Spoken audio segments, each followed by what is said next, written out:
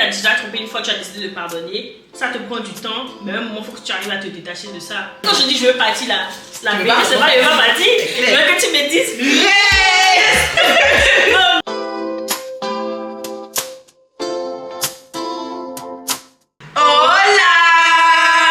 Bienvenue dans un nouvel épisode de mon podcast de développement personnel, la recette du bonheur. Comme tous les jours, je suis accompagnée d'un invité et aujourd'hui c'est Océane que je vais laisser se présenter. Bonjour, alors je m'appelle Océane, je suis juriste d'origine béninoise, je suis actuellement en alternance et je crée du contenu à côté, donc je fais tout ce qui est vlog, lifestyle et voilà un peu. Ok, trop bien, je suis trop contente que tu sois là. Oui. Aujourd'hui, Océane va nous faire des burgers.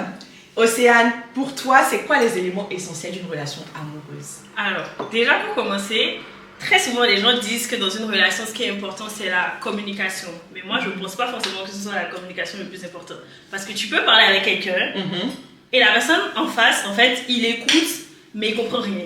Ouais. Donc au final, à quoi ça sert? Pour moi, vraiment, le plus important dans une relation, c'est vraiment la compréhension. Genre vraiment, je pense qu'il faut communiquer, mais savoir communiquer de la bonne manière. Et genre vraiment, que la personne puisse être ouverte à te comprendre. Je sais pas ce que tu en penses. Pour moi, le plus important, bon après je sais pas entre la communication et la compréhension, je comprends ce que tu veux dire. Parce que c'est vrai qu'il y a des gens, quand tu leur parles, t'as l'impression que c'est un discours de sourd. Genre, c'est ça, en fait, parler des mêmes choses. Mais je pense qu'il y a aussi une notion de communication. Genre vraiment, avant d'arriver à la compréhension, pour moi, les éléments essentiels d'une relation amoureuse, l'élément qui prime, parce que pour arriver à la compréhension, il faut qu'il y ait une certaine compatibilité aussi, je pense. Oui. Donc pour moi, ce serait plus la compatibilité, tu vois. D'accord, en premier, enfin, du coup, ouais, oui. En top. Après, je me dis, si c'est dans une relation amoureuse, on part du principe déjà que vous êtes compatibles. Pas toujours, parce que moi, je pense qu'il y a des gens qui se mettent ensemble parce qu'ils se plaisent. Tu vois ce que je veux dire? Bon, ça, c'est vrai. On se plaît, et même quand on se plaît, même si on communique, on se dit, ouais, bon, je l'aime bien, elle me dit qu'elle aime quand je porte du rose. Je suis à même de me forcer à porter du rose, mais en fait, j'aime pas du tout ça. Donc, pour moi, je pense que pour qu'une relation marche bien, il y a une certaine compatibilité spirituelle, oui, sur tout de ce qui est vision sur le de côté vie, ouais. Donc, pour moi, ce serait ça le plus important. Mais est-ce que selon toi, si on n'a pas cette compatibilité, mais qu'on s'aime très fort, on peut arriver, tu vois, à faire en sorte que les choses marchent? Après, franchement, je trouve que ce qui est un peu dommage dans notre génération, c'est qu'on pense que l'amour, genre, c'est du tac au tac, genre, c'est dans les films et tout. Je pense que vraiment, dans une relation, tout se travaille. Genre, si vous avez déjà les bases, donc franchement, faut pas abuser. Vous n'allez pas vous lever du jour au lendemain, vous n'êtes pas compatibles, vous n'avez pas les mêmes trucs et vous allez travailler sur quoi que ce soit, ça fonctionne pas comme ça, tu vois. Moi, je pense vraiment que, genre, si vous avez des mêmes trucs en mode. Toi, ta religion, c'est quelque chose d'important pour toi. Tu veux quelqu'un qui a de la même religion que toi. Tu as trouvé cette personne. Après, le reste, il y a des trucs qui se travaillent. Genre la communication, en mode, si par exemple, je sais pas, toi, t'aimes qu'on te parle de manière assez douce, assez calme, même quand il y a des problèmes. Tu vois, là, par exemple, c'est quelque chose que tu apprends à la personne qui est en face de toi si elle ne sait pas le faire. Genre, vous apprenez. Je pense que dans une relation, tout se travaille. Faut pas croire les gens sur TikTok qui vous disent, oui, mais en fait, il est censé t'aimer, il est censé faire ci. Non, il faut communiquer comme on disait. Mais en fait, savoir également apprendre à la personne qui est en face de toi le langage que tu parles, comment tu aimerais qu'il te comprenne et tout, je sais pas. Je comprends. Après, moi, je me dis, par exemple, supposons, on prend un cas pratique. Tu veux forcément être avec quelqu'un qui est chrétien, parce que tu es chrétienne. Et tu finis par tomber follement amoureuse d'un musulman. Est-ce qu'à ce moment-là, tu te dis, je l'aime tellement que je peux aller au-delà de ça? Parce que moi, souvent, je me dis, dans les relations, il y a l'amour et il y a la raison. C'est vrai. Je pars du principe que tu peux tomber amoureuse de ton oncle. Non, tu peux tomber amoureuse. Bon, c'est pas ce que je dis. Je n'ai pas dit qu'elle a fait ça. Tu peux tomber amoureuse du papa de ton gars. Tu vois ce que je veux dire? Tu l'aimes follement. Mais est-ce que l'amour suffit pour braver cet interdit-là, pour braver un peu? Non. Donc, l'amour ne suffit pas toujours dans une relation. Genre, une relation une relation ne se base pas que sur l'amour. Donc déjà, si on part de ce principe, tu sais déjà que forcément à un moment la raison rentre en compte. Parce que l'amour, c'est un sentiment. Un matin, tu te lèves, tu aimes la personne, le lendemain, tu te réveilles, la personne ne t'aime. Enfin, c'est ça, là, tu peux ne plus aimer la personne t'énerve. Mais est-ce que pour autant tu vas quitter cette personne? Je ne pense pas. Donc dans la relation, au final, tu as un peu d'amour, un peu de raison. Donc si on prend le... Vas-y, dis-moi. Non, ça me fait penser à un truc, une discussion que j'ai eue il n'y a pas longtemps. est-ce que tu penses qu'on peut aimer quelqu'un toute sa vie? D'un amour amoureux? Amoureux, je ne pense pas. Mais je pense qu'on peut aimer une personne toute sa vie. Et en fait, en fonction de, je sais pas, du niveau de ta vie, du niveau où tu te trouves, c'est une forme d'amour différente. Donc, tu vois, par exemple, on a les 3 phases de l'amour. Quand tu rencontres quelqu'un au début, tu es vraiment content, tu es excité, c'est vraiment la phase lune de miel et tout. Après, tu as la phase un peu où tu reviens à la réalité, tu commences à voir tous les défauts de la personne. Tu te dis, ah non, la personne ne range pas ses habits, moi j'aime pas ci, j'aime pas ça. J'aime pas que les gens qui rangent pas leurs habits. Statut visible. Voilà, en tout cas, écoutez. Donc, ensuite, après, tu as la phase où vraiment tu fais le choix d'aimer une personne. Je pense que aimer quelqu'un, ça va au-delà du sentiment et tu fais un choix. C'est tellement ça. Je pense que c'est un choix. C'est tellement vrai. Parce que, petite story time sur mon book, parce que comme vous savez, maintenant j'ai un boyfriend. En fait, hein, tu n'as pas la page. Petite story time sur mon boyfriend, il m'a dit un jour, parce que moi j'ai un caractère très particulier, je suis vraiment le type de personne, soit tu m'apprécies, soit tu me détestes. Il n'y a pas de milieu. J'ai vraiment un caractère particulier, c'est difficile de me soutenir, de me supporter au quotidien. Et on est à distance. Et du coup, quand on s'est vu, il était confronté à mes sauts d'humeur, à mes petits trucs où je suis énervée et tout. Les trucs qu'on voit pas derrière le téléphone, quoi. Exactement, les trucs que tu peux pas voir derrière le téléphone quand t'es pas H24 avec quelqu'un. Et il a dit, ok, j'accepte parce que j'ai fait le choix.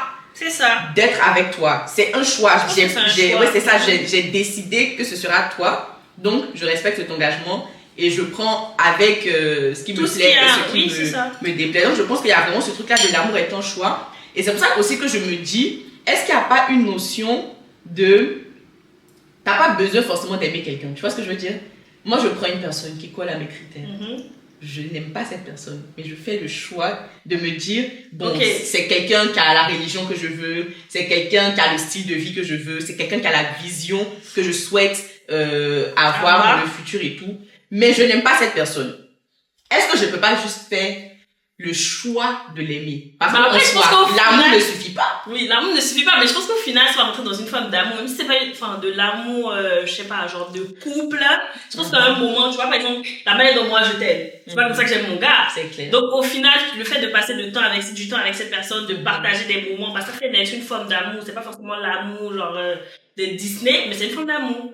Donc après, tu peux faire le choix au début de te dire, oui, je passe sur la raison, la personne coche mes critères et tout. Ouais. Mais je pense qu'à un moment, ça va... tomber amoureuse de la personne. Parce qu'il y a beaucoup de gens qui se mettent justement avec des personnes, on va dire, qui collent aux critères. Ou bien vont se dire, bon, je vais être quelqu'un qui a l'argent, lui, il a l'argent, je me mets avec lui. Et qui, au final, finissent par tromper cette personne avec des personnes qui aiment vraiment. Parce que je pense que l'amour, c'est tellement un sentiment...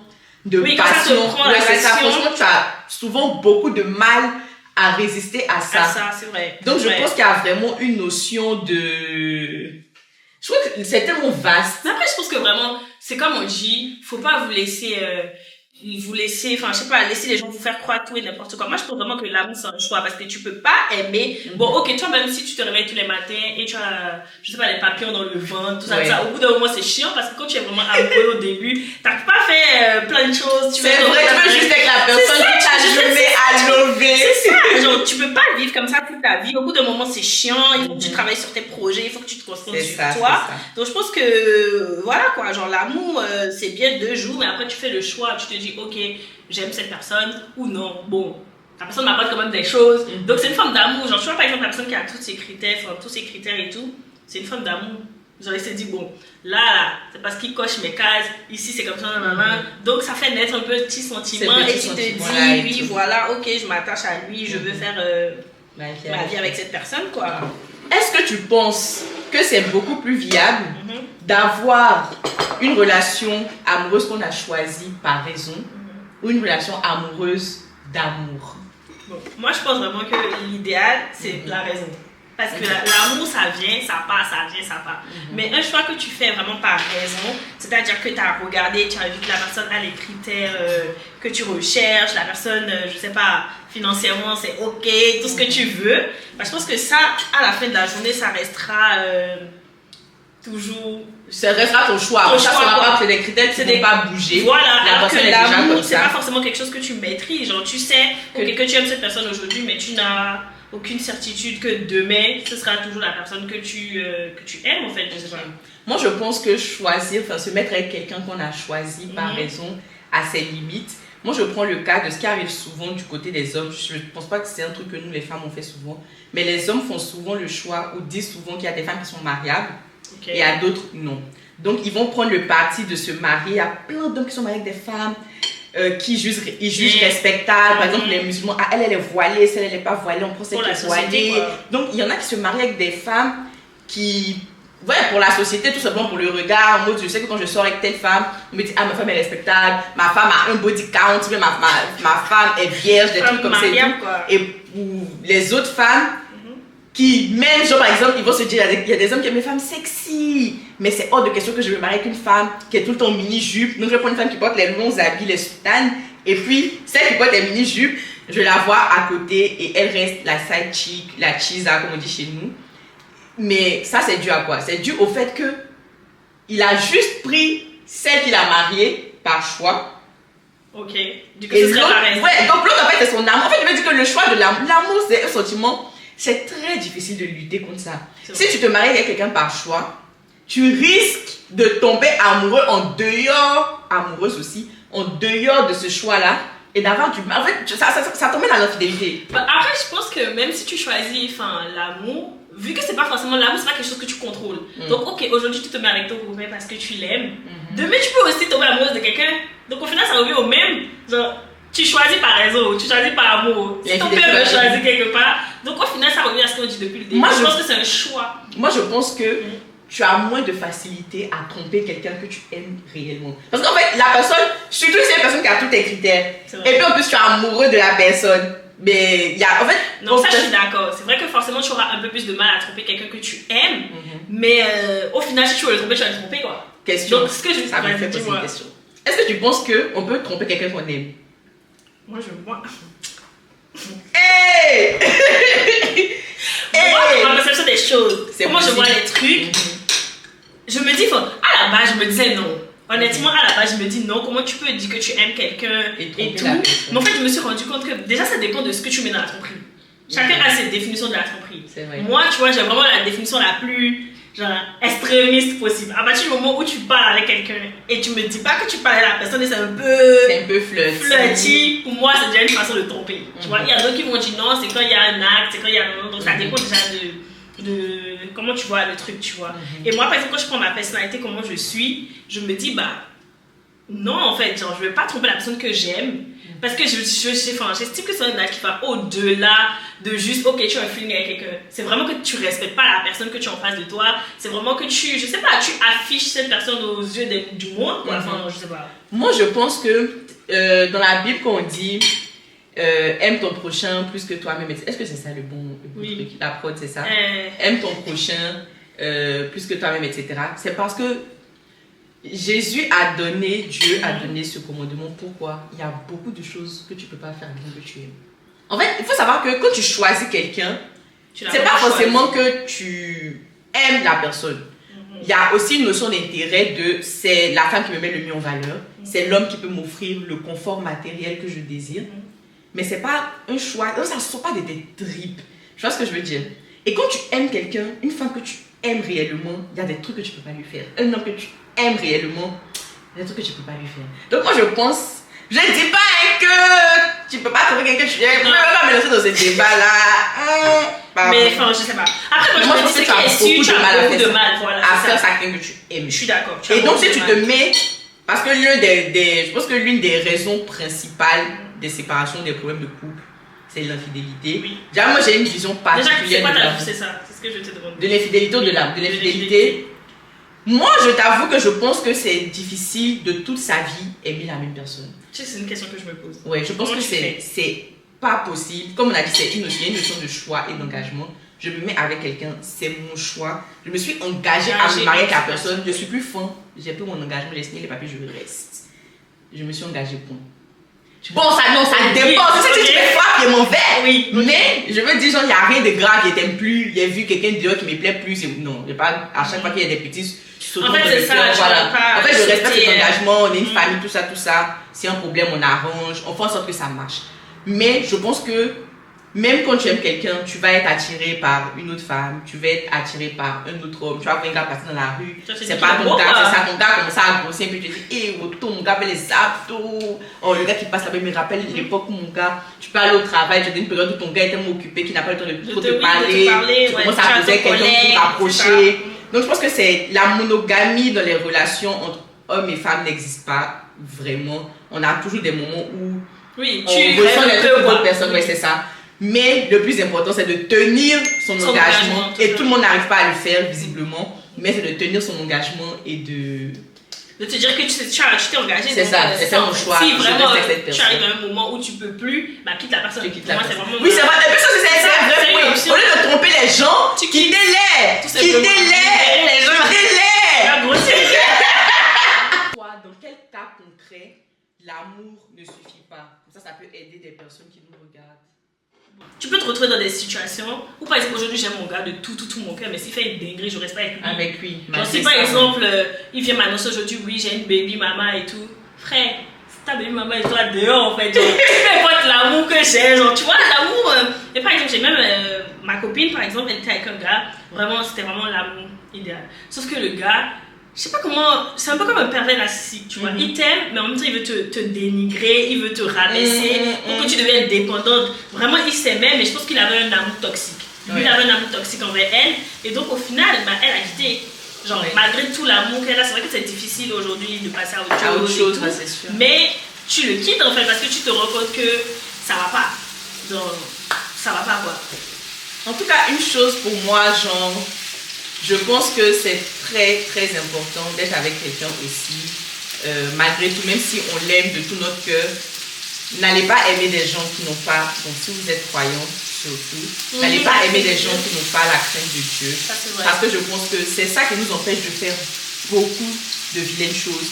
En fait, tu te dis, même par amour pour Dieu, je ne pourrais pas, surtout quand vous êtes marié, parce que souvent dans les histoires de beaux gars, on peut se dire que bon, mais quelqu'un qui prend la peine de t'épouser devant Dieu, devant les hommes, à un moment donné, il ne va pas faire certaines choses parce que l'un des péchés, bon, il y a les catégories, un péché c'est un péché, mais il y a les catégories des péchés, il y a les péchés mortels. L'adultère est le numéro 1 des péchés mortels. Et que toi tu tombes, ta plus dans le mortel. Donc quand tu prends Dieu, c'est vrai,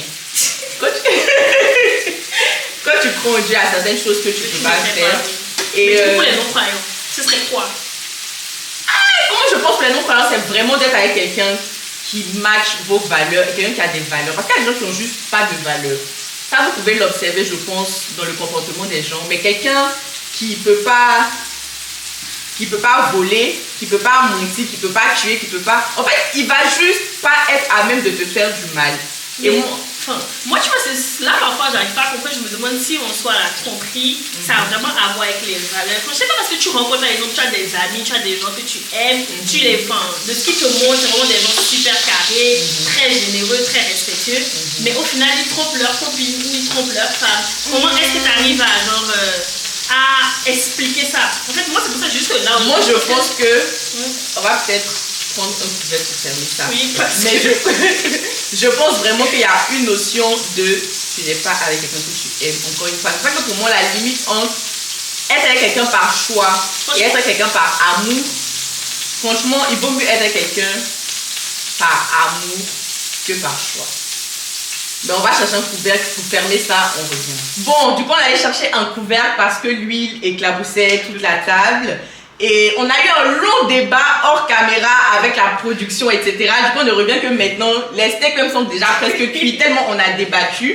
Mais par exemple, Océane n'était pas d'accord sur le fait, quand je disais que quelqu'un qui a des valeurs va pas vous tromper. Elle, c'est pas forcément sa vision des choses. C'est pas forcément ma vision des choses parce que, j'estime qu'il y a des gens qui sont vraiment de très bonnes personnes, qui ont des valeurs vraiment, c'est pas juste qu'elles le disent, mais elles ont vraiment des valeurs. Et elles font quand même des trucs pas bien. Genre, c'est pas parce que tu fais un truc qui n'est pas bien que ça veut dire que t'as pas de valeur. C'est juste que t'as fait quelque chose qui n'est pas bien. Genre, il faut dissocier les deux, tu vois. Donc, par exemple, je prends un peu ce que je vois. Déjà, je tiens à préciser, je ne défends absolument pas l'infidélité. Je sais pas de trouver des raisons, mais de ce que je remarque, je me dis, il y a des gens, ils aiment vraiment leur copine. Ils sont vraiment à fond. Genre, je sais que j'ai des amis, ils aiment vraiment leurs copines, ils sont très à fond et tout. Mais sur le côté, ils ont tendance à faire des trucs un peu... Et quand tu demandes à la personne, mais pourquoi tu fais ça? en soi, elle-même, elle n'a pas plus d'explications que ça. C'est pas que dans son couple, ça ne va pas, c'est pas qu'elle a des problèmes, non, rien. C'est juste que les garçons, en tout cas de ceux qu'ils expliquent, ils ont tendance à vouloir un peu vérifier qu'ils sont toujours garçons dehors, genre.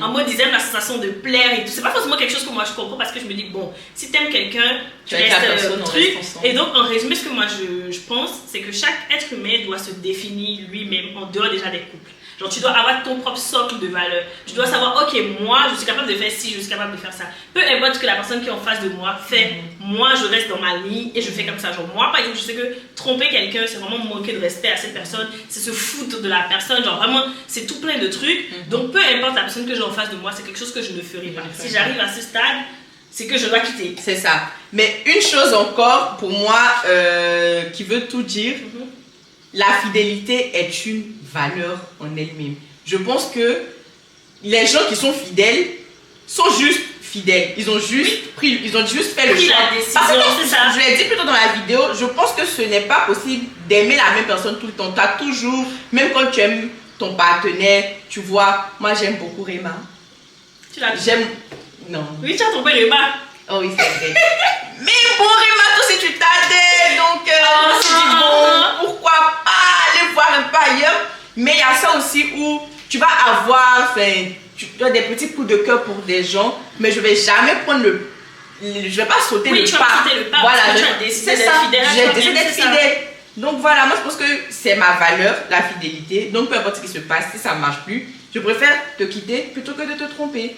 Donc il faut... Après c'est difficile. De trouver quelqu'un qui a la valeur de fidélité, surtout de nos jours. Parce qu'en fait la tromperie est devenue trop banalisée. C'est trop banalisé, c'est ça. En fait les garçons, je sais pas, les filles on se dit oui si tu trompes, c'est parce que t'es pas une bonne fille, nanana. Donc nous on a plus de mal à le faire.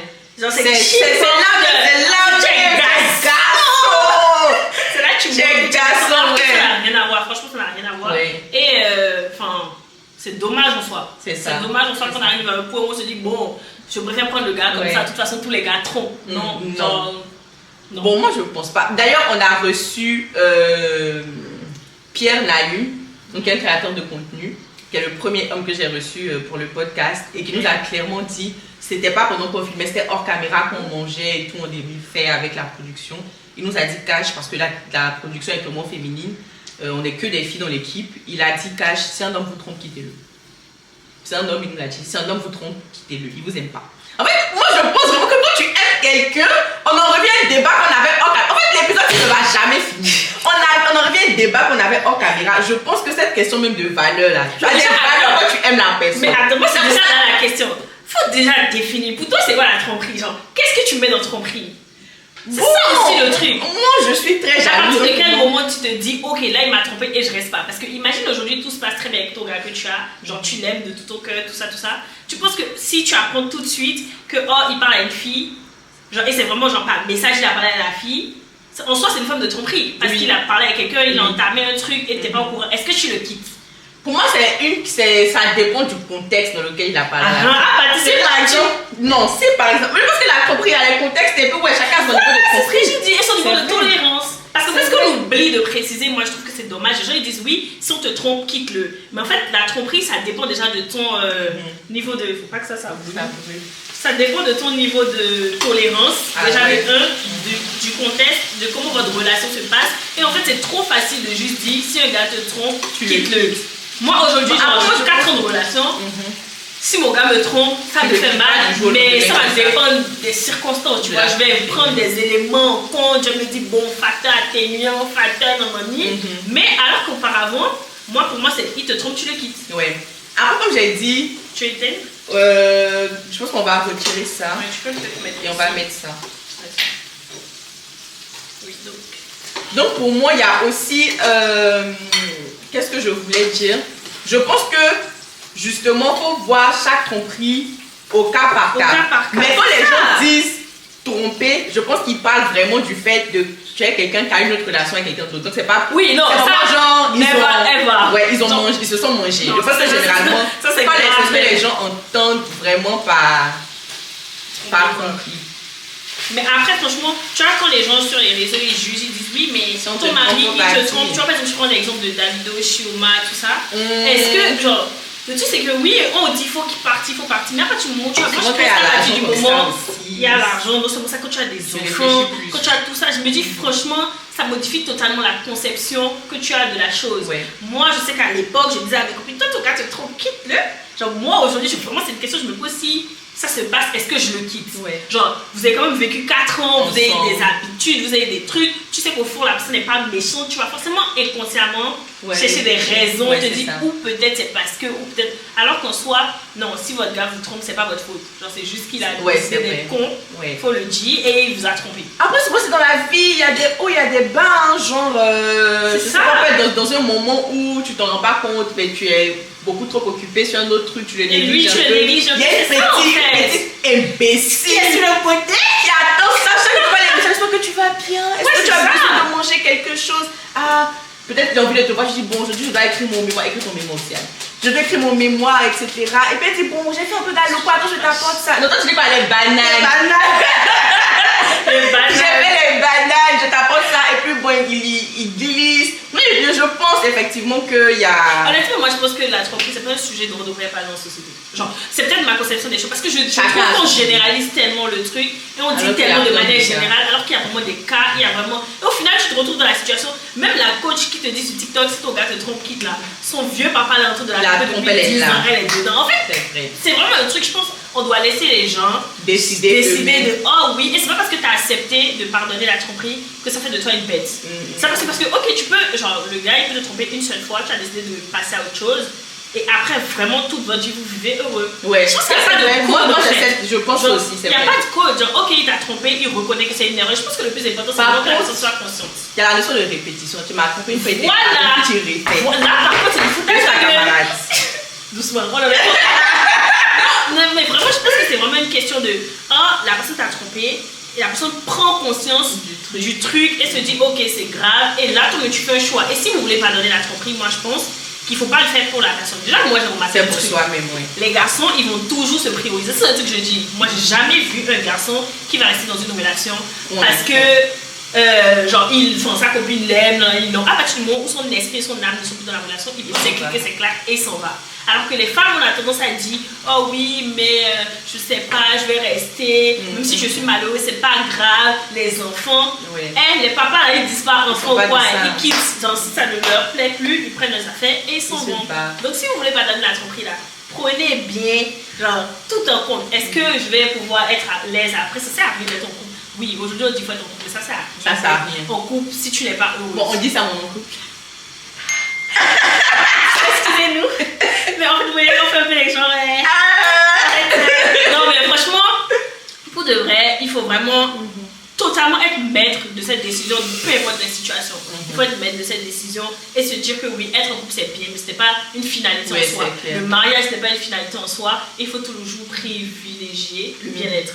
C'est ça, le plus important. Le plus important, c'est vraiment comment tu te sens. C'est d'être heureux. Oui, voilà. Et il y a un truc, une notion qui est très importante aussi dans les relations. Souvent, pour ceux qui ont des relations qui se sont mis en couple très tôt, on peut évoluer dans 2 chemins distincts. Est-ce que on peut rester par amour ou est-ce qu'on doit rester par amour quand on voit que nous on est en train d'évoluer c'est ça, dans des directions opposées? Donc en vrai, moi je pense que non. Dans le sens où, comme on disait, tu vois, au début il y a l'amour, mais le reste après qu'on puisse mettre la raison. Il faut vite mettre la raison dans le truc. Oh pardon. En fait, il faut vite mettre la raison dans le truc parce que je sais pas si aujourd'hui vous êtes connus à 15 ans. Je prends l'exemple de mon gars, on s'est connus, j'avais 15 ans et quelques. Là, j'en ai 22. Oui, c'est vrai, je suis pas si âgée que ça. Mais, genre, on s'est connus super jeunes. Aujourd'hui, j'ai des projets, j'ai des plans. Si notre vision ne matchait pas, on va pas rester ensemble parce qu'on s'aime. Parce qu'au final, ça veut dire que moi, je rêve, je sais pas, moi, de dormir sur, je sais pas, des hôtels, Champs-Élysées, des trucs. Et lui, tout ce qui l'intéresse, c'est de rester au quartier. Ça ne matche pas en fait. Genre, c'est soit on a la même vision, on se tire vers le haut, mais à partir du moment où il y a l'autre qui veut te tirer vers le bas. Quand tu quittes, frère, on ne veut pas vivre d'amour et d'eau fraîche, ça ne suffit pas en fait. Ça, en tout cas, ça me fait penser que moi, personnellement, j'ai déjà arrêté une relation pour ça, pour une notion de vision. Parce que pour moi, c'est trop important d'être quelqu'un qui rêve comme tu rêves, qui se voit où tu es en train de partir en fait. Parce que sinon, En fait, quand t'es quelqu'un et puis la personne, tu dis, ouais, moi je vais faire ci, je vais faire ça. Après, la personne, elle est là, un peu en mode genre. Mais tu rêves trop, tu rêves c'est trop ça. grand. Ah, tu es sûr que ça peut arriver, quoi. Contente-toi de. Bon, je ne dénigre pas. Il y a des gens qui aiment ça. Mais contente-toi de ce qu'est le minimum. Je me dis, si par exemple, je fais 1000 euros, je sais que je peux faire 2000. À partir du moment où j'atteins les 2000, je sais que je peux faire 3000. En fait, je veux toujours plus. Et le maximum mais après, que je peux le avoir. truc aussi, c'est qu'il y a des gens qui voient ça comme avoir de l'ambition démesurée. Ouais. Genre, au final, je pense que même si tu l'avais pas quitté, peut-être que ça, vous allez arriver à un moment où ça a pu matcher parce que lui, il va se dire, oui, mais moi, ma copine, elle fait tout le temps plus, elle est jamais satisfaite. Lui, ça engendre des frustrations parce qu'il est bien dans sa zone de confort. C'est ça. Toi, tu veux vraiment, genre, tu es déloué. Plus loin, bah oui. Oui, donc franchement, c'est pour ça que tu vois, je disais, l'amour c'est bien, mais au final, c'est la raison qui prime. Parce que tu regardes et puis tu te dis, oui, là, je l'aime. Mais notre vision de vie ne matche pas. On va pas sur la même direction, on n'a pas les mêmes objectifs de vie. Donc désolé mon chéri, mais je peux trouver quelqu'un d'autre à aimer quoi. C'est ça. Après l'amour c'est aussi les compromis. Exactement. Est-ce que par exemple par amour pour cette personne, j'aurais pas pu prendre, c'est éteint ce truc. J'aurais pas pu prendre le parti de me dire bon, je l'aime donc je me contente de ça. Ou bien d'être tout simplement je suis avec quelqu'un qui veut pas d'enfant. Je peux, ouais, tu vois, quelqu'un qui veut pas d'enfant, mais je l'aime beaucoup et je pourrais ne pas avoir d'enfant pour être avec cette personne. Mais au final, c'est que tu te priorises pas. Mais après, l'amour, là, c'est ça aussi, hein, l'amour, c'est le sacrifice. Jésus et moi à la croix, pour nous, si vous voulez se prioriser, là, n'est pas mourir. Bon, c'est pour ça qu'on a dit Jésus. Parce que nous, on ne ressemble pas à Jésus. Donc, on essaye de faire comme Jésus, mais on n'a pas le cœur aussi large que Jésus pour supporter tout ça. Parce que moi, je me dis, en fait, oui, il y a des sacrifices à faire, mais pas au point de mettre au bien-être de côté et de t'abandonner totalement et de te sacrifier totalement pour la personne que tu as en face de toi. Il faut, comme je disais, il faut avoir un socle de valeur, un socle de trucs que tu te dis. Ça, c'est super important dans ma vie. Ça, par exemple, moi, aujourd'hui, je me dis, je vais avoir des enfants. Peu importe la personne que j'ai en face de moi, si tu veux pas avoir des enfants, je vais pas rester. Parce que je sais qu'au final, je serai malheureuse. Moi, dans mon projet de vie, je veux avoir des enfants. Donc, je reste dessus, tu vois. Il faut avoir des trucs... Enfin, il y a des trucs sur lesquels on peut discuter et il y a des trucs sur lesquels on ne peut pas discuter. Donc, il y a une vraie notion de compatibilité aussi. Et j'en ai parlé dans la vidéo avec Serena de À cœur ouvert de critères qui sont très importants parce que si toi, en fait, il faut choisir les gens qui sont en face de toi en fonction de tes critères. C'est ça. Tout simplement. Et puis, ça devrait... Donc, ça revient à amour et raison. Ouais. Un peu d'amour, beaucoup de raison. Un peu de chaque. Est-ce que tu penses que l'amour peut masquer des incompatibilités fondamentales? Je pense que oui. Déjà au début, comme je disais au début des relations, tout est beau, tout est rose. Donc à partir de là, déjà tu vois pas forcément les défauts de la personne. Tu vois pas ce qui va pas et tout. Il faut que ça prenne un certain temps. Et en plus, le truc c'est que tu es en couple avec la personne, vous parlez par téléphone. Quand vous avez une embrouille, c'est un peu plus facile de régler les embrouilles par téléphone parce que oui, tu écris ton message, la personne, voilà, vous passez à autre chose. Mais quand vous vivez ensemble, je pense que ça doit être vraiment tout un autre délire. Je pense que il faut vivre avec la personne pour savoir si on est vous aimez compatible, tout ça. Parce qu'il y a des détails, genre en mode, comme on disait tout à l'heure, tu te lèves, tu veux faire ton lit. Moi, je suis désolée, mais c'est pas mon truc. Franchement, c'est les soirs que je me couche que je fais mon lit. Donc, imagine, on se met avec, genre, je me mets avec quelqu'un qui est comme toi. Par téléphone, on sait pas ça. Parce que par téléphone, il n'y a pas de lit, quoi. Genre, on parle juste, tout ça. Donc, on se dit, on s'aime.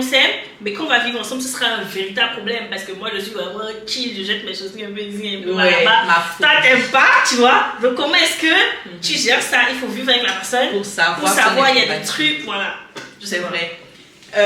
Bon, moi, je sais pas parce que... Est-ce que du coup, on devrait vivre avec quelqu'un avant de se marier avec? Parce que moi, je suis dans la team, tu m'épouses, d'accord, je viens vivre avec toi. Moi, franchement... Tu poses ton accord. Je sais pas, mais moi, je pense que je vais vivre avec la personne d'abord. Honnêtement, je pense que je dois vivre avec la personne. Je dois tester ce dans quoi je m'embarque. Je suis désolée, je me dis, si j'ai pas vécu avec la personne et qu'au final, on s'aime, tout est beau, mais la cohabitation est impossible, je suis déjà mariée, tu te retrouves dans un truc ou dans une situation où tu es obligé de tolérer, tu es obligé d'être dans le truc, tu sais plus comment faire, tu n'es pas heureuse, mais tu te dis non, je vais pas divorcer au bout de 6 mois. Alors que si vous avez déjà vécu ensemble, vous savez déjà, oh non, je sais dans quoi je m'embarque. Elle n'aime pas ci, elle n'aime pas ça. Est-ce qu'à la longue, je peux, est-ce que je peux pas? Moi, franchement, je pense que vivre ensemble d'abord. Bon, moi, non, parce que du coup, si vous vivez ensemble déjà, si vous expérimentez tout ça, c'est quoi qui change quand vous vous mariez? Genre, vous avez déjà tout, après, vous avez déjà... Ça dépend de... la vision que tu as du mariage. Parce que moi, j'estime vraiment le mariage, c'est un plus. Enfin, je sais que c'est important d'aller devant Dieu, de faire bénir, tout ça, mais j'estime que c'est un plus et c'est pas forcément ce qui va conditionner votre relation. En fait, si tu as un homme en face de toi qui ne t'aime pas, qui ne veut pas faire des efforts, il peut te marier et continuer à être comme ça. Mais si tu as quelqu'un en face de toi qui est vraiment bien et carré et qui a la crainte de Dieu, comme on l'a dit, mariage ou pas, il va bien se comporter. Le mariage, ce sera un plus. Genre, ce sera vraiment pour formaliser le truc devant Dieu, devant les hommes, tout ça, tout ça. Mais je pense pas que le mariage change quelque chose en soi. À la vie de couple. À la vie de couple. Et si la personne en face de toi te dit qu'elle attend le mariage pour se comporter, je pense que ça fait peur. Okay. Honnêtement, je pense que ça fait peur. Parce que moi, je me dis, franchement, bon, oui, c'est bien de vivre ensemble, mais est-ce que des petits séjours ensemble juste ne suffisent pas à savoir? Je pense que même quand tu restes avec quelqu'un pendant une semaine, je suis désolée, mais je ne peux pas faire semblant pendant... Crois-moi, il y a des gens, vraiment, ils sont doués. Et en plus, le truc, c'est qu'une semaine, ok, mais il y a des périodes dans ta vie où il y a le stress, il y a d'autres choses qui se rajoutent. La dernière fois, on était dans un dîner familial et tout, et il y a un monsieur et sa femme qui expliquaient qu'ils se sont rencontrés 6 mois après, ils se sont mariés ensemble. Et ils se sont mariés, je crois, 5 ans après, ou un truc comme ça. Ah, ils ont habité ensemble 6 mois après. 6 mois après la rencontre, ils se sont mariés 5 ans après, et là, ils sont ensemble vraiment depuis longtemps, tu vois. Et moi, je me dis, bon, en fait, tout est... En fait, c'est une affaire de feeling. C'est vrai que nos parents africains, c'est quelque chose avec lequel ils ont un peu de mal. C'est pas forcément, tu vois, en France, ici, moi, j'ai remarqué que les gens, c'est jamais. Oui, j'ai l'impression que les gens, en vrai, l'étape pour laquelle ils estiment que c'est devenu sérieux entre eux, c'est le fait de vivre ensemble et de prendre un appartement. On s'installe ensemble, c'est vraiment ça pour eux qui officialisent. C'est ça, tu vois. J'ai remarqué ça. Nous, en Afrique, c'est pas forcément quelque chose avec les. Ah, tu restes chez tes parents, on vient te doter, puis tu vois. Moi, je me dis, en vrai, je comprends la logique derrière tout ça. Surtout quand tu es une fille, tes parents n'ont pas envie que tu ailles. C'est un peu comme si tu te donnes déjà gratuitement. Facilement, il n'y a pas encore payé la dot. Voilà, tu te donnes et tout. Mais je pense que c'est quand même important pour toi. Genre, tu sais dans quoi tu t'embarques. Parce que les filles, on est naturellement, on a plus de mal à quitter une situation inconfortable qu'un garçon. Tu vois. Et dans tous les cas, c'est vrai qu'aujourd'hui, on dit que c'est un peu le 50-50. Mais tu es celle qui va faire beaucoup, un peu plus quand même. Parce que naturellement, on a plus d'aptitude à faire les trucs que les gars, tu vois. Donc, moi, je pense vraiment. C'est trop important. Mais tu vois, dans l'histoire que tu racontes du tonton et de la tata qui se sont mis ensemble 6 mois et puis 5 ans après se sont mariés, moi je pense que c'est justement ça qui retarde le mariage. Le fait de vivre. Après, ça dépend à quel degré c'est important pour toi. Je peux me passer. Oui. Mais moi je me dis, quand tu es avec quelqu'un et que vous êtes à un step où ce qui va faire que la personne va avoir envie de s'engager à un autre niveau, c'est que la personne veut autre chose de toi, veut plus. Il veut t'avoir tout le temps à ses côtés et tout. Et ta condition, justement, c'est il faut qu'on vive ensemble d'abord, tu vois. Mais tu sais, parfois aussi, je me dis, ça peut être un moyen aussi de pression.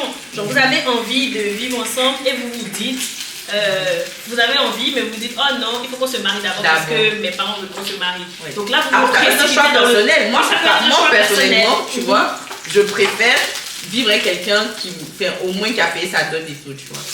Ah oui? Oui. Au moins, oui, franchement, ça s'entend, tu vois. Moi, je sais pas, je suis plutôt chill sur ce sujet. Je me dis, ok, on vit ensemble. Et en fait, c'est parce que je pense aussi, c'est parce que je sais que la personne que j'ai en face de moi est bien intentionnée et n'est pas quelqu'un qui veut profiter de moi, tu vois. La personne ne va pas se dire, ok, je profite d'elle en mode oui, tout ça, et après je me bats. Oui. Tu vois, il faut être sûr que la personne en face de toi, c'est quelqu'un qui est vraiment sérieux, qui va bien faire les trucs, et après chill. Après, je pense que je suis, je sais pas. C'est vraiment au feeling. Ouais. Donc je me dis, on habite ensemble, si ça marche. Bon, en fait, on discute déjà à l'avance. Ok, on habite. Comment on voit les choses. 1 an après, il y a quelque chose. 1 an après, il y a quelque chose. Mais genre, t'as pas c'est facile de dire, bon, c'est comme les gens qui disent, si tu me fais un enfant, je t'épouse. Tu vois. Si on habite ensemble, 1 an après, et puis après on est dedans pendant des années. Non, je pense aussi donc moi, je préfère conditionner, ouais. Après, vraiment, l'histoire de relation, c'est un peu comme chacun le sent. Mais du coup, j'ai une question. Si tu habites avec la personne, parce que du coup, vous êtes mariés, et ça va pas, et tu te rends compte que, genre, ok, c'est vraiment fait de petits séjours, tout ça, mais là, je ne me vois pas vivre toute ma vie avec cette personne dans la même maison. Comment tu fais? Après, moi, je pense que ma vision des choses, c'est que j'ai mon appart. Si je suis avec quelqu'un, par exemple, bon là, c'est pas le cas, mais si je suis avec quelqu'un qui vit dans le même pays ou la même ville, je fais les allers-retours entre chez toi et chez moi, mais j'ai mon appart. Ça veut dire que si ça se passe mal, je rentre chez moi, mais je passe par exemple plusieurs semaines avec toi. En fait, avec le temps, Si on se passe des durées courtes, au moins on passe une semaine, on se revoit encore dans 5 mois, on passe une semaine, ok. Mais si toutes les semaines, on est ensemble, peut-être durant tes week-ends, mais tous les week-ends ensemble, à un moment donné, tu vas pas pendant 5 ans ou 3 ans t'amuser à... À faire quoi? Ouais, c'est ça. Donc moi je pense que ouais, c'est plus en fonction des petits séjours que je verrai. Mais après tu vois aussi que, pardon, dans les petits séjours, tu te dis de toute façon je rentre chez moi le week-end, donc je prends 6 mois. Mais à partir du moment où tu viens à la personne, il n'y a plus de week-end, il n'y a plus de je rentre chez moi. Là par contre, genre tu es dans le truc, il faut que tu exprimes sinon au bout, tu t'exprimes sinon au bout d'un moment tu exploses quoi. Ouais, après on en revient à ce qu'on disait à la notion de choix. Ouais. Si je suis avec quelqu'un et que ça ne va pas, là on vit ensemble, on est mariés et puis c'est là on commence à vivre ensemble. Et que ça ne va pas, on règle le problème en mode bon, ouais, vas-y, j'ai fait le choix d'être avec toi. Tu fais pas le lit, mais il faut que tu fasses le lit. J'ai besoin que tu fasses le lit. Ou je me dis, bon, c'est moi qui fais le lit tous les matins et tout, j'accepte désormais de le faire pour que tout se passe, mais que ça ne crée pas de conflit. Tu vois. Parce qu'en vrai de vrai, j'ai déjà eu le cas. Genre, tu fais pas le lit le matin, je me lève, je te dis, bon, fais le lit, non, bon, je te fais la remarque une fois où tu sens que ça m'embête, donc maintenant tu commences à faire le lit, mais je refais le lit après toi parce que c'est pas fait comme je veux. Moi, je suis ce genre de personne. Donc, en vrai, je vais finir par faire le lit, donc on peut faire ce compromis-là. Mais du coup, toi, est-ce que tu te. C'est quoi les tu là, en vrai? Genre, toi, tu te dis, genre, comment on entretient une relation? Les gens avares, s'il y a un truc qui m'énerve, c'est les garçons avares. Ça dit là, on a dit. Je déteste ça. Genre vraiment, je déteste les hommes avares. Quand tu dis avare, c'est dans quel sens? En mode. C'est-à-dire que j'ai pas besoin d'être avec quelqu'un qui est riche. Ok. Mais j'ai besoin d'être quelqu'un qui est généreux. C'est-à-dire, quand tu as 1000 dans le peu qu'il a. Ou bien quand tu as 15 euros. Je suis d'accord. Tu me donnes 10, tu gardes 5.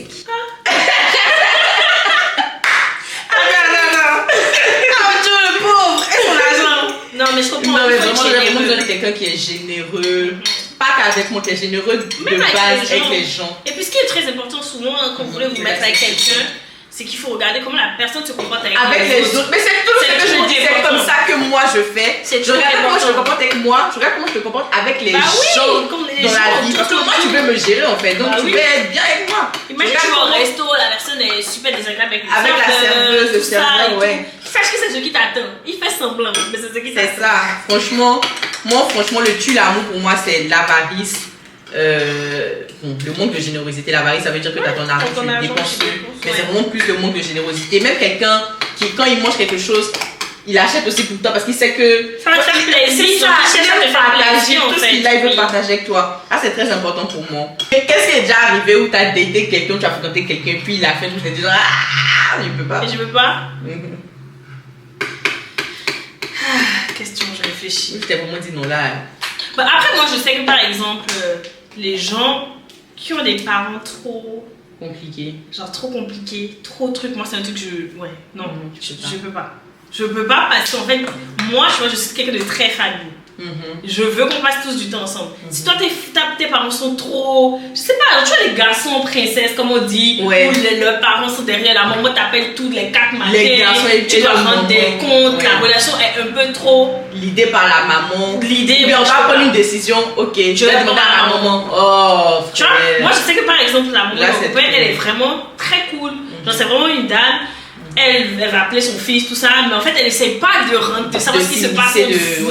Genre, elle te respecte, tu la respectes. Genre, vraiment, c'est chill comme une maman. Genre, comme maman, c'est comme avec moi, c'est comme ça, c'est comme mais si tu as une maman qui est un peu trop. Sur le dos là, moi, c'est un truc que je peux pas. Tu prends la décision. Ah, on va acheter une maison ici, t'as envie de dire non, on va acheter plutôt là-bas. Et puis je dis, oh, je peux pas. Genre, je peux pas. Les fils à maman, 100% là, non, no way. Pourquoi, selon toi, l'amour romantique tel que nous vendent les réseaux sociaux, la culture, etc., c'est un piège pour les jeunes et pour les couples? Bah, tu vois, par exemple, sur les réseaux, il n'y a personne qui montre que son couple, dans son couple, il y a des disputes. Il n'y a personne qui montre que, voilà, un jour, vous pouvez vous lever, ça peut ne pas aller, tu vois. Et là où je vois que je trouve que c'est un piège, c'est que bah, parfois, toi, tu vis ton truc comme eux, justement, tout est beau. Et au moment où il y a des problèmes, moi, je sais que c'est quelque chose qui m'est arrivé, par exemple. Genre, j'avais vraiment ce truc de, oh, mais non, tout le monde, c'est tout beau, c'est tout rose. Donc, si on commence à trop se disputer, c'est que c'est pas la bonne personne. Tu vois, c'est ce que tu te dis. Si on commence à trop se disputer, c'est que c'est pas la bonne personne. S'il ne m'achète pas des fleurs, parce que oui, c'est la tendance, il ne m'achète pas des fleurs, c'est que c'est pas la bonne personne. S'il fait pas ci, c'est que c'est pas la bonne personne. En fait, ça te pousse Enfin, je sais pas, tu te contentes pas, t'essaies pas de construire le truc, mais tu te dis juste directement non, c'est pas la bonne personne. Alors que non, enfin, une vraie relation, ça se construit. Si tu veux des fleurs, il faut que tu te dises au moins une fois, moi j'aime les fleurs, comme ça la personne sait que tu aimes les fleurs. Genre, la personne peut pas tout deviner. C'est ça. Tu vois, elle peut pas tout deviner. Et une relation, même déjà, je sais pas, amicale, il y a des hauts et des bas. Donc, c'est pas dans un couple qu'il n'y aura pas de haut et de bas, tu vois. Mais on essaie vraiment de nous vendre le truc en mode oh oui. Et même moi, je fais ça. Je vais jamais venir sur bah oui, mais même moi, j'avais envie de parler chose. De mes problèmes. C'est ça, les seules choses que je vais montrer, c'est quand c'est tout beau, que c'est tout rose, voilà. Mais en vrai, c'est pas du tout comme ça dans la vraie vie. Donc si tu as, je sais pas, si tu es en couple et vous vous disputez, faut pas te dire oui, c'est mon gars qui m'aime pas assez, oui, c'est pas, non, c'est juste des trucs réels, mais chacun montre la face qu'il veut de sa pièce, quoi. Après, ça me fait penser, quand tu as parlé des fleurs, souvent aussi, on va être sur les réseaux et on va comparer, je sais pas, elle, son chéri a acheté une maison pour elle. Déjà, ils n'ont pas les mêmes moyens. Enfin, il y a aussi une notion de, il faut apprendre à connaître le love language de la personne avec qui vous êtes. Parce que, bon, peut-être que l'autre, elle est avec un homme qui aime faire des cadeaux, qui aime faire des compliments, qui est expressif. C'est juste que elle, son gars est comme ça. Donc, tu peux être avec quelqu'un qui t'aime et qui te dit pas tout le temps des compliments ou qui te fait pas tout le temps des cadeaux. En fait, c'est quelqu'un qui t'aime. Donc, prenez aussi la peine.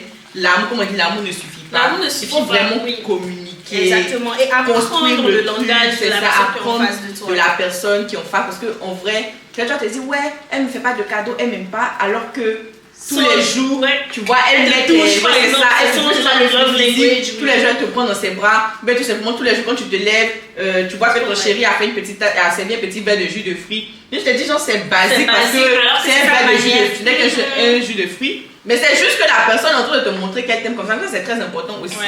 D'apprendre le love language de la personne qui est en face pour pouvoir et savoir le reconnaître aussi. Et tout simplement, si c'est pas votre love language à vous, dire à la personne, moi je me sens aimée quand tu fais ça. Moi je me sens aimée quand tu fais ci. Pour que la personne prenne la peine de faire ces choses-là pour vous montrer à quel point vous êtes. C'est très important. Et puis même vous, parce que souvent vous pensez que votre love language, c'est ça. Enfin, moi, avant, je pensais que mon love language, c'était mon premier, que c'était les services rendus. Genre, je pensais que c'était quand tu m'aides et tout. Mais non, en vrai, je me rends compte que c'est les moments de qualité. Genre, je me suis rendu tout ça, vraiment, je me suis rendu compte récemment. Parce que je me suis dit, oui, mais tout le temps, j'ai envie d'être avec la personne, j'ai envie de faire truc et tout. Ça, forcément, les services directement, tu vois. Donc, toi-même, tu penses que ton love language, c'est ci. Tu dis à la personne, c'est ça, alors qu'au final, vous êtes ici. Donc il faut se connaître. Moi, vraiment, c'est ce que j'ai finalement compris. Tu peux pas te mettre dans une relation si tu te connais pas parfaitement. C'est vrai qu'on peut jamais bien se connaître, mais il faut se connaître un minimum. C'est vrai. Comme ça, tu sais ce que tu veux et tu peux l'exprimer. Et tu peux l'exprimer. C'est pour ça aussi que c'est très important de travailler sur soi avant de rentrer dans une relation amoureuse. Souvent, vous êtes là, vous voulez. Oui, c'est ça. Vous êtes là, vous voulez juste être en couple, Mais en fait, souvent, votre truc n'aboutisse pas et ne marche pas. Oui, parce que toi-même, t'es pas guéri, t'es pas exactement, souvent c'est vous le problème, vous n'êtes pas suffisamment guéri pour comprendre, pour vivre de belles relations, c'est ça. Et toi, tu penses que comment les blessures, pour que les gens qui nous regardent puissent se reconnaître dedans, comment les blessures du passé peuvent impacter la relation, une relation amoureuse? Bah, je prends un exemple, je disais ça tout à l'heure. Moi, par exemple, je sais que mes parents sont séparés. Genre, je viens d'une... Je dis pas là souvent, mais bon, mes parents sont séparés. Donc, tu prends mon copain, lui, par exemple, ses parents, ils sont toujours ensemble. Donc, moi, la vision de l'amour que j'ai, ce n'est pas forcément la même vision qu'il a parce que déjà, on n'a pas le même vécu, on n'a pas vécu les mêmes choses. Exactement. Donc, par exemple, au début de la relation, moi, j'ai tendance à pas fuir, mais à juste laisser. Genre, je me dis, pourquoi me battre pour ça? Alors que lui, de la vision de l'amour qu'il a, c'est si ça va pas, il faut qu'on apprenne. C'est ça, on se bat. Et donc moi, en soi, c'est mes traumas qui parlent pour moi. Donc dans une situation, j'aurais juste tendance à dire, non, c'est bon, j'en veux plus. Genre, bye. Alors que non, c'est pas que tu ne l'aimes pas, c'est pas que c'est juste que c'est un problème. Il faut que tu apprennes à le fixer. Et ensuite, ça passe, tu vois. Et si tu as, par exemple, je sais pas moi, peur de ta blessure, tu as peur de l'abandon, des trucs comme ça, bah, ça influence forcément ta relation parce que... moi, c'est un truc qui m'a beaucoup fatiguée. Quand j'étais en phase, en talking stage avec mon boyfriend. Parce que justement, moi, je l'ai appris parce que je suis en thérapie, etc. Je n'étais pas vraiment consciente pour ma part que j'avais une blessure de l'abandon. Mais j'en ai une, on a creusé ça. Et du coup, je fais toujours en sorte que la personne ça prouve. Ok, ouais. En fait, je le mets à l'épreuve. Est-ce que si je me fâche toute la journée, il va se battre, oui. Est-ce que si je le bloque, il va se battre? Est-ce que, genre, j'étais vraiment là. Et inconsciemment, je boudais pour des petits trucs. Et en fait, j'avais juste envie qu'il se batte, me montrer que, en fait, tu vas pas te laisser. Et même toi, ça peut t'emmener à boycotter ta relation. C'est ça, justement, parce que c'est la personne, c'est pas tout le monde qui a la patience de gérer ça. Moi, c'est un truc aussi qui était très important. Quand vous allez travailler sur vous allez le savoir. Moi, j'avais commencé ma thérapie, donc je savais quel type d'attachement j'avais. Je savais que j'avais la blessure de l'abandon et je lui ai dit dès le début. Ah oui? Oui, moi, on a parlé de ça. Je lui ai dit, j'ai un attachement anxieux. Je peux avoir des réactions où ça va pas être, tu vas trouver ça un peu bizarre. Il a compris qu'il fallait qu'il me rassure un peu plus que la normale et il m'a dit, comme j'ai dit, j'ai fait le choix que c'est toi. Donc, on va travailler sur ça ensemble. Donc, il sait quand je suis dans le boudet, il capte, il sait quand, tu vois. Oui, il faut parce que j'en ai parlé. Pourquoi t'as communiqué? C'est ça. Mais j'ai eu la présence d'esprit parce que j'ai eu ça dans toutes mes relations et c'est la première fois que je suis capable de mettre des mots dessus parce que je suis dans une période où c'est ça, où je travaille sur moi, où j'apprends à me connaître, où j'essaie de comprendre mes réactions et du coup, c'est beaucoup mieux, quoi. Je pense par contre que je pense que je vais pas tout faire. Ouais, franchement, là, on a beaucoup. Je pense que si, donc, d'où le fait que l'amour peut suffire dans une relation, s'il ne m'aimait pas, il n'aurait jamais accepté, tu vois, il n'aurait jamais accepté de supporter. Mais il a choisi. Mais il a choisi parce qu'il t'aime. Non, c'est la même chose. Un peu d'amour ici, un peu de raison. Genre, il pouvait se dire, en plus, c'est le début. Genre, chaque fois au début, il t'aime de l'amour fou au point de rester, tu vois. C'est une question de, ok, elle me plaît, elle m'a parlé de la. En plus, c'est parce que t'as communiqué ça. Dessus, parce que si t'avais rien dit et qu'il avait juste remarqué. Ouais, chaque la leçon d'humeur, c'est pas, il y a quoi. Ça fait fuir. Il va se dire, je sais pas de quoi je mets mon pied, mais il vaut mieux que je me retourne, tu vois. Mais au moins, t'as communiqué dessus et il sait que c'est une problématique et dès que la personne est signe, il sait comment faire pour rattraper le truc. Ça. Tu vois. Et si t'étais pas en thérapie, t'aurais pas su poser les mots dessus et savoir réellement, c'est pas le problème. C'est clair. Yes. Est-ce que toi, t'as déjà eu des cas où les blessures t'ont fait gâcher des relations ou ont été des problèmes pour les personnes avec qui t'étais? Bon, oui, parce que moi, par exemple, je sais que j'ai la même blessure que toi, l'abandon. Et donc, en fait, inconsciemment, j'ai tendance à saboter. Et là, même pas forcément amoureuse, mais même avec mes amis. Les amis aussi. J'ai vraiment tendance à... Et j'ai aussi la blessure de la trahison. Genre, en mode... Pour un rien, je me sens trahie. Ouais. Genre, en mode, aujourd'hui, on doit aller au Mac, donc t'es pas venu. Je me dis... Mais j'ai ça aussi. Tu m'as trahi! Tu vois, je me sens en mode drama. Ce qui fait que, moi, je pense réellement, c'est un vrai problème même avec mes amis. Genre... Peut-être qu'ils ne se rendent pas compte et tout, je ne leur dis pas, mais de mon côté, je vis vite. Je suis comme mode, oh, la personne m'a trahi, oh oui, la personne m'a. Et du coup, j'ai tendance à saboter, à auto-saboter mes relations. Et je pense que si mon copain n'avait pas pris le temps d'analyser et de comprendre, parce que longtemps c'est fini. Et parce qu'il fait un peu le choix de supporter. Je pense que, ouais, ça n'aurait pas, tu vois, marché parce que, tu es en face de toi une meuf qui à tout moment veut se casser. Ouais, donc pour aucune raison. Ou il y a juste une dispute, elle veut pas, elle se dit bon bye. Après moi j'ai entendu un truc comme quoi, genre la blessure de l'abandon, on est très souvent à dire je me casse. Parce que tu veux que la personne te retienne. Pour te prouver. Alors que, tu fais ça, la personne te dit non. En fait, bon bye. Parce que oui, mais ça c'est vrai hein. La personne que je dis bye, genre Joe, tu veux partir. C'est vrai que quand je dis je veux partir là. La vérité, c'est vrai, je veux partir. Je veux que tu me dises. Non, mais franchement, je pense qu'il faut vraiment aller en thérapie pour savoir. Tout ça, ouais. Pourquoi on est comme ça. Ouais, et comprendre.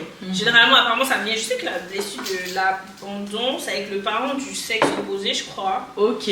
Genre, parce que j'ai lu, il y a un livre, Les 5 blessures de l'âme et comment guérir, je sais plus, mais je pense que ça vient du fait que tu as une relation avec ton parent du sexe opposé. Ouais, je pense. J'aimerais avoir ton avis sur un sujet. Dis-moi. Donc, bon, selon toi, on doit faire le choix d'aimer quelqu'un. Je fais le choix d'aimer quelqu'un ou j'aime cette personne, c'est moi, je n'ai même pas fait le choix, je l'aime. Mais niveau vie intime, on n'est pas du tout compatible. Selon toi, est-ce que malgré ça, je fais le choix de rester? Parce que la personne, quand je trouve mes critères de A à Z, genre c'est la meilleure relation dans laquelle je suis, mais de l'autre côté là-bas, ça va pas du tout. Je pense qu'en vrai, ça dépend de la place que ça a dans ta vie. Tu vois, tout le monde n'a pas forcément le même rapport avec la sexualité, avec les rapports. Genre, il y a des gens, c'est très important. Il y en a, bof, tu peux deal, quoi. Genre, c'est pas, tu te dis, tu t'en fous, ok, c'est pas fou, mais ça va. Donc, je pense qu'en soi, c'est tellement subjectif, ça dépend tellement de comment est-ce que toi, tu vois le truc. Bon, selon toi, à combien de pourcents c'est important dans une relation? Là est la véritable question. Combien de pourcents? En vrai, je pense que c'est important, mais après, je dirais pas de là, est-ce que ce soit, genre, hyper important. Je pense qu'il y a vraiment beaucoup plus que ça. Du coup, je pense que, oui, moi, tu vois, je suis de la team qui dit, genre, qu'il y a vraiment beaucoup plus. Je sais que il y a beaucoup plus, mais ce qui différencie ton ami de ton pire, c'est un peu cette partie. Tu vois?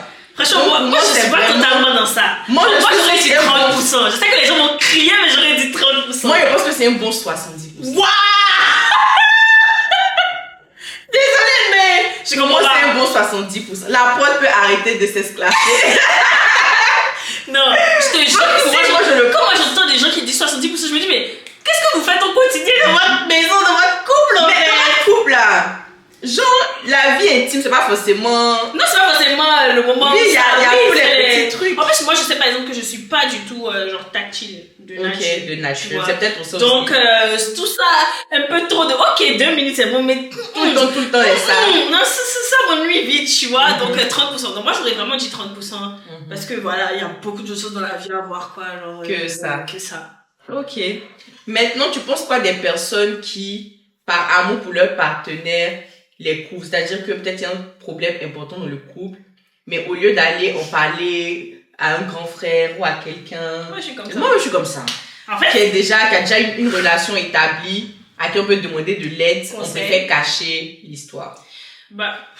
Franchement, déjà, je me sens visée parce que moi, c'est ce que je fais. Genre, je pense que c'est peut-être un peu dans la culture africaine. Africaine aussi. Dans le truc où on se dit, oh, le linge, ça, c'est là en famille, tu peux pas exposer ton partenaire. Et même toi, t'as pas forcément envie que les gens le voient. Moi, c'est clair. Parce que toi, tu vas pardonner. Mais tes amis vont jamais pardonner. Tes proches vont jamais pardonner. C'est ça, ils vont se rappeler, ils vont le regarder avec ce truc. Mais moi, je suis consciente que ça a des limites et que c'est pas forcément bien. Parce que des fois, tu peux juste t'exprimer, avoir l'avis ou genre, demander conseil à quelqu'un. Et après, tu te sens hyper mieux. Il te donne des idées, il te dit comment faire. Mais en fait, on le fait pas, quoi. Parce qu'on est africaine, quoi. On se dit, tout simplement. Je veux pas afficher mon pays et tout. Ouais. Il y en a, il faut les afficher. Et puis souvent, quand tu es dans une relation qui va pas bien, toi, tu es tellement dans ton truc que il faut avoir une avis externe, quelqu'un qui puisse te dire, là, ça sent pas bon.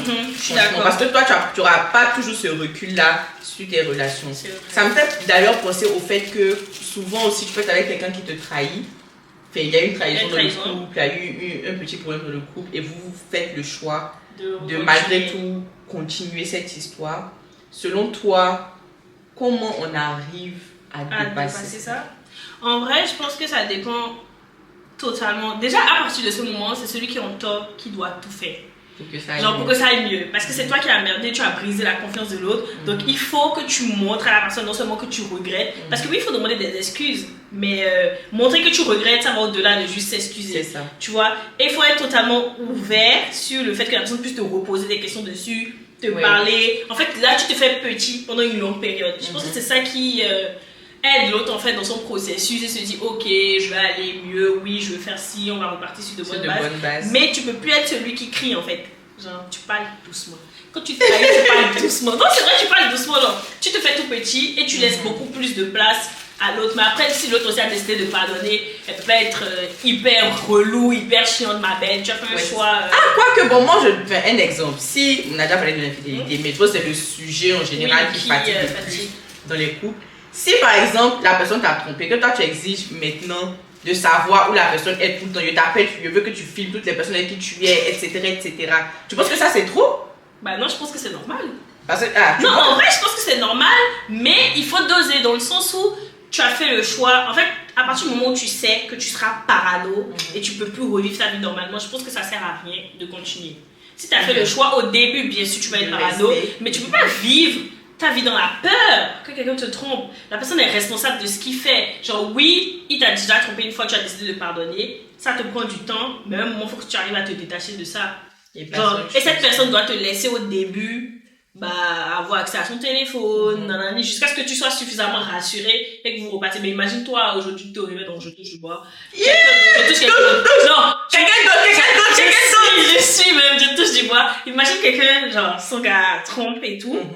Elle décide de pardonner, mais en fait, elle pardonne pas vraiment, et tout le reste de sa vie, elle doit vivre dans la peur. Chaque jour, elle se réveille, quand elle entend son téléphone, il y a une notification, elle est stressée. Ça, c'est pas une vie, genre, t'es mais plus c'est souvent heureuse. ce qui arrive, hein. C'est souvent, c'est quand tu t'es fait tromper que tu deviens parano. Mais après, ça peut passer, non? Enfin, je sais pas. Oui, genre, tu peux, ça dépend déjà de ta personnalité. Et c'est pour ça que je dis, en vrai, faut que le choix de pardonner soit vraiment personnel. Parce que si t'as décidé personnellement de passer à autre chose, tu refais confiance progressivement. Et après, tu oublies ça et tu redonnes une chance jusqu'à ce que la personne niaise ou whatever, tu vois. Je pense que quand on aime quelqu'un et qu'on arrive à une étape, parce que ça, c'est sûr que ça va arriver à les hauts et à les bas, on commence à avoir des difficultés. À quel moment déjà, est-ce qu'on abandonne? Est-ce qu'on se bat sur notre amour pour rester dans ces moments-là? Comment on gère ça? Déjà, dans une relation amoureuse. La personne a des difficultés, c'est dans votre couple que vous avez des difficultés. La personne a des difficultés déjà toute seule de son côté, mais vous êtes ensemble. Mais je pense que si tu abandonnes la personne, c'est que tu n'aimes pas la personne. Comment c'est pas si la personne a des difficultés aujourd'hui que tu abandonnes la personne? Mais si tu es avec la personne par choix, par exemple, toi, ton critère c'est l'argent. Tu t'es mis avec la personne par choix et ton choix c'était moi je veux une vie confortable, je me mets avec quelqu'un qui peut m'offrir cette vie confortable. Mais c'est pas forcément la personne dont j'étais folle amoureuse. Je te mets avec la personne. Maintenant, la personne a des difficultés financières. Tu as fait le choix d'être avec la personne. Tu gères ça comment? Quand c'est finance là, c'est sensible. Parce que toi, tu as déjà rêvé d'un style de vie. Tu as un niveau de vie. Maintenant, tu donnes. En tout cas, moi, je sais que de mon côté, je te donne un peu le temps, tu vois, de construire. Mais c'est pas. Je ne peux pas laisser à mon gars, il te donne le temps de construire. Mais si ça ne vient pas là, on a un moment là, parce que. Non, au bout d'un moment, attends. Déjà, c'est des styles de vie. Moi, mais je travaille. Genre, j'ai mon argent. Voilà. Mes parents m'ont déjà habitué un tout petit peu, disons Dieu merci, à un certain niveau de vie. Tu vois. Tu aimes la personne, ok, mais l'amour, on ne peut pas vivre d'amour et d'eau fraîche, quoi. Genre... C'est la fin de cet épisode qui était vraiment très enrichissant, comme tous les autres. Donc, voici les burgers by Océane. On va goûter ça tout à l'heure, mais avant de goûter ça, qu'est-ce que la team devrait retenir de nos échanges aujourd'hui? Okay. Déjà, je pense que ce que vous devrez retenir, c'est que l'amour, c'est important, c'est ça qui t'amène vers la personne, c'est l'attirance, tout ça. Mais après, c'est pas forcément ce qui maintient le couple. Donc, au début, tu es amoureux, mais si tu veux que ta relation dure, il faut construire. Et c'est dans la construction qu'on a tout ce qu'on a dit et tout ça. Donc, voilà un peu. L'amour et la raison. La collabo. Voilà. En tout cas, ouais, comme Océane a dit, en une seule phrase, l'amour ne suffit pas toujours dans une relation. C'est la base, c'est le socle, c'est important qu'il y ait de l'amour, mais tout ce qu'il y aura autour sera de la construction et surtout un choix personnel d'avancer ensemble tous les deux. On goûte? Oui, moi j'ai hâte. Let's go.